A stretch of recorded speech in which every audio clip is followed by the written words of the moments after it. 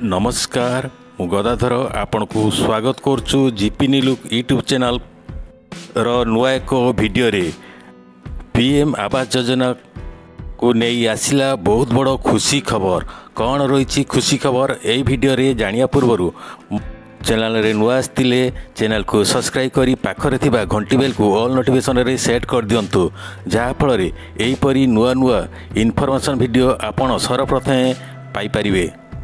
पूर्व दिन अपेक्षा पर राज्यर गरीब लोकंकर आवास स्वप्न पूरण होगाकू जहाँकि खबर कागज में प्रकाश पाई 16 आवास बंटन अभियान पर्यायक्रमे 9.59 लाख प्रधानमंत्री आवास कार्यादेश राज्य सरकार प्रस्तुति जोरदार आरंभ हो जाइए। मास 16 तारिख रु यही काम शुभारंभ करने को सरकार लक्ष्य रखिंट जो माने केंद्र सरकार संपूर्ण मागणा प्रधानमंत्री आवास योजना रे घर न पाइबे से माने हट्टगोल करिवार संभावना रही से किपरि राज्य सरकार मो घर ऋण सामिल कराजिबो एने विभाग पक्षरु पुंखानुपुंख समीक्षा करा जायछि।